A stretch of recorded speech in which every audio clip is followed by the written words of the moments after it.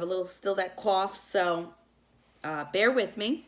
We're going to start on page 21, and we might have to do 2 videos for this one because it's a little bit longer, but my goal is to maybe get to page 30, so let's see how we do.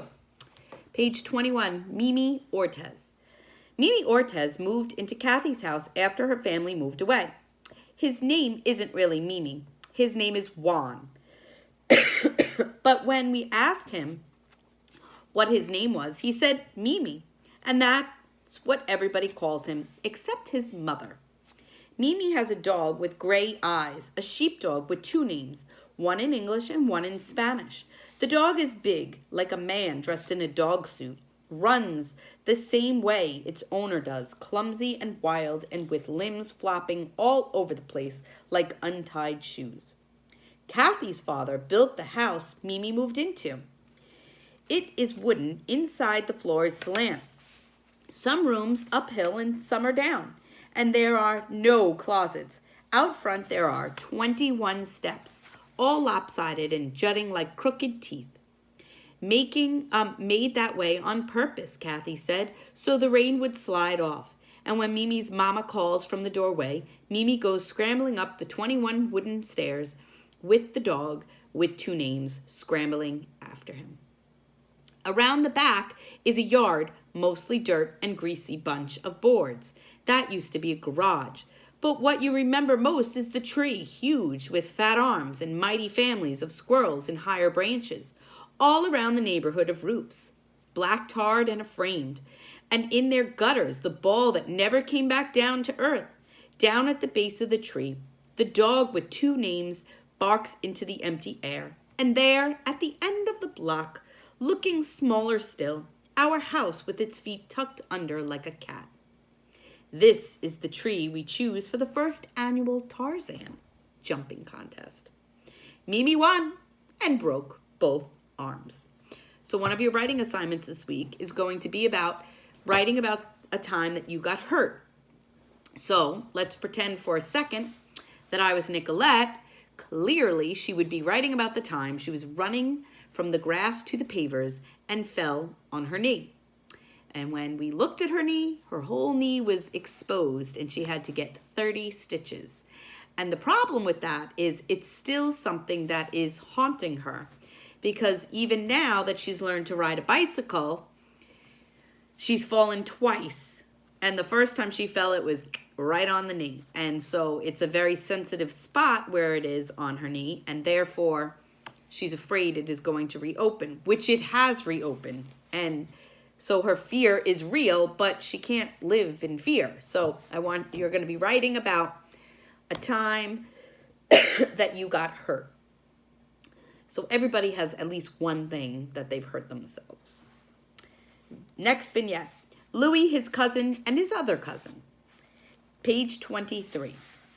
Downstairs from Mimi is a basement apartment that Mimi's mother fixed up and rented to a Puerto Rican family. Louis's family. Louis is the oldest in the family of little sisters. He's my brother's age, really, but I know he has 2 cousins, and this and that, his t-shirt never stays untucked in his pants. Stay tucked in his pants. Louis's girl cousin is older than us. She lives with Louis's family because her own family is in Puerto Rico. Her name is Marin, or Maris, or something like that, and she wears dark nylons all the time and lots of makeup. She gets free from selling Avon. She can't come out, gotta babysit with Louis's sisters, but she stands in the doorway a lot, all the time, singing, clicking her fingers. The same song, apples, peaches, pumpkin pie, you're in love and so am I. Yeah, gonna stick to teaching, not the singing. Louis has another cousin. We only saw him once, but it was important. We were playing volleyball in the alley when he drove up in his great big yellow Cadillac with white walls and a yellow scarf tied around the mirror. Louis's cousin had his arms out the window. He honked a couple of times, and a lot of faces looked out from Louis's back window. And then a lot of people came out. Louis, Marin, and all the little sisters. Everybody looked inside the car and asked where he got it. There were white rugs and white leather seats, and we all asked for a ride and asked where he got it. Louie's cousin said, "Get in." We each had to sit with one of Louie's little sisters on our laps, but that's okay. The seats were big and soft like a sofa. And there was a little white cat in the back window whose eyes lit up when the car stopped or turned. The windows didn't roll up like ordinary cars. Instead, there was a button that did it for you automatically. We rode up in the alley and around the block 6 times, but Louie's cousin said he was going to make us walk home if we didn't stop playing with the windows or touching the FM radio. The 7th time we drove into the alley, we heard sirens, real quiet at first, but then louder and louder. Louie's cousin stopped the car right where we were and said, "Everybody out of the car!" Then he took off flooring the car into the yellow blur. We hardly had time to think when the cop car pulled in the alley going just as fast. We saw the yellow Cadillac at the end of the block trying to make a left-hand turn, but our alley is too skinny and the car crashed into the lamppost. Marin screamed and we ran down the block to where the cop car's siren spun, a dizzy blue. The nose of that yellow Cadillac was all pleated like an alligator, and except for the bloody lip and the bruised forehead, Louie's cousin was okay. They put handcuffs on him and put him in the back seat of the cop car, and we all waved as they drove away. So 2 things. The first thing is, why do you think, I want you to think about this, why do you think Louie got taken away in handcuffs?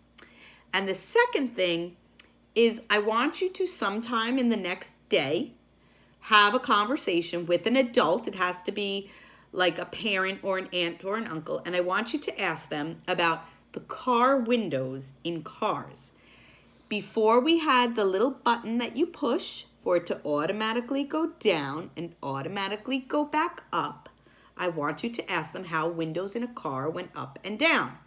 Because you and I and Miss Gallagher would be having this conversation in class, but clearly we can't. So this is now a conversation that you should have with your family. See what they say. Marin, page 26. Marin's boyfriend is in Puerto Rico. She shows us his letters and makes us promise not to tell anybody they're getting married when she goes back to PR.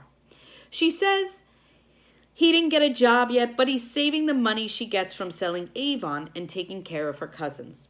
Marin says that if she stays here next year, she's going to get a real job downtown because that's where the best jobs are, since you always get to look beautiful and get to wear nice clothes and can meet someone in the subway who might marry you and take you to live in a big house far away.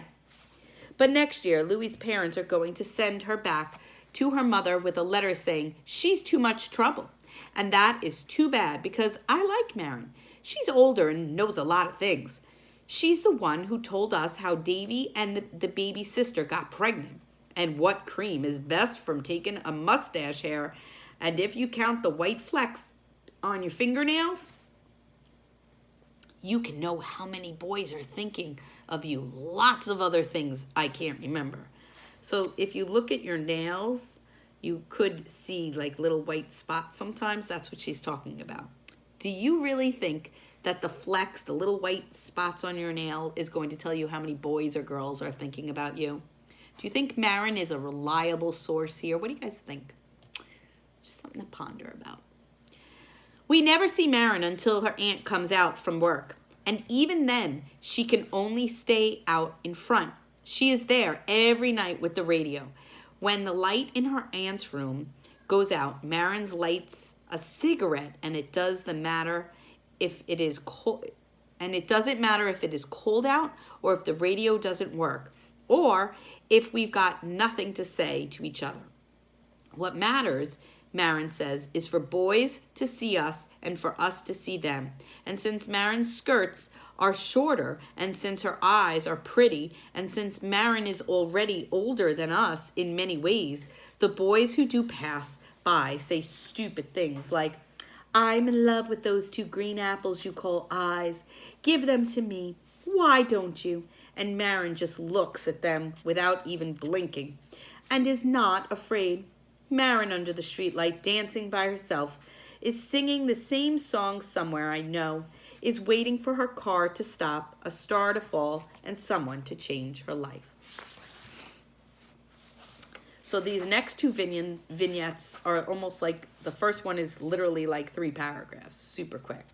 So that's page 28. It's called Those Who Don't. Those who don't know any better come into our neighborhood scared. They think we're dangerous. They think we'll attack them with shiny knives. They are stupid people who are lost and got here by mistake.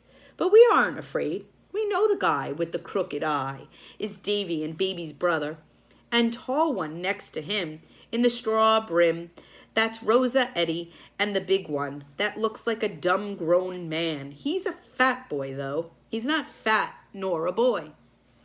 All brown, all around. We are safe, but watch us drive into a neighborhood of another color, and our knees go shakety shake, and our car windows get rolled up tight, and our eyes look straight.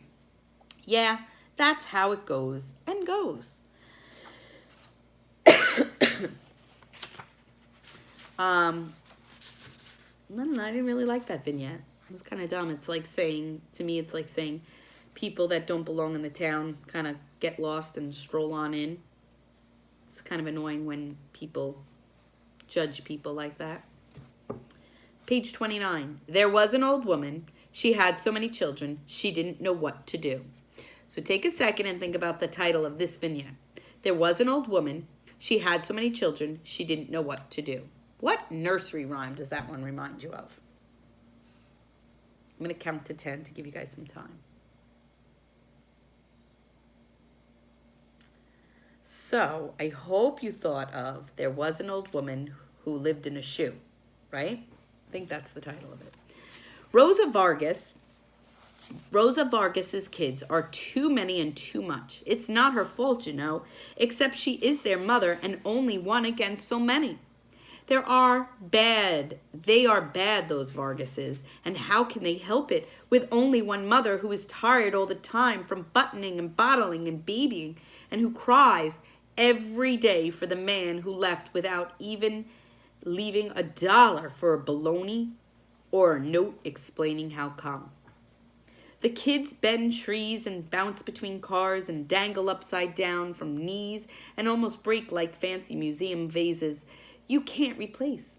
They think it's funny. They think they are without respect for all things living, including themselves. But after a while, you get tired of being worried about the kids who aren't even yours. One day, they're playing chicken on Mr. Benny's roof. Mr. Benny says he ain't. You kids know better than to be swinging up there. Come down. You come down right now. And then they just spit. Not very respectful. See, that's what I mean. No wonder everybody gave up. Just stop looking out when little Ephraim chipped his buck tooth on a parking meter and didn't even stop. Refugia from getting her head stuck between 2 slats in the back gate, and nobody looked up, not once that day. Angel Vargas learned to fly and drop from the sky like a sugar donut, just like a falling star, and exploded down to the earth without even an ooh. So, kind of a wild house filled of kids.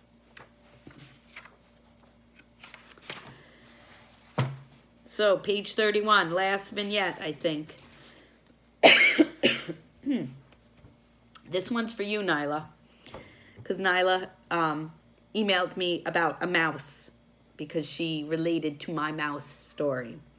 And we had a second mouse in the house. So we are on trap alert right now. So this vignette, page 31, Alicia who sees mice. Close your eyes and they'll go away, her father says, or you're just imagining. And anyway, a woman's place is sleeping so she can wake up early with the tortilla star, the one that appears early just in time to rise and catch the hind legs hide behind the sink. Beneath the 4-clawed tub, under the swollen floorboards, nobody fixes in the corner of your eyes. Alicia, whose mama died, is sorry there is no one older to rise and make the lunchbox tortillas. Alicia, who inherited her mama's rolling pin sleepiness, is young and smart and studies for the first time at a university.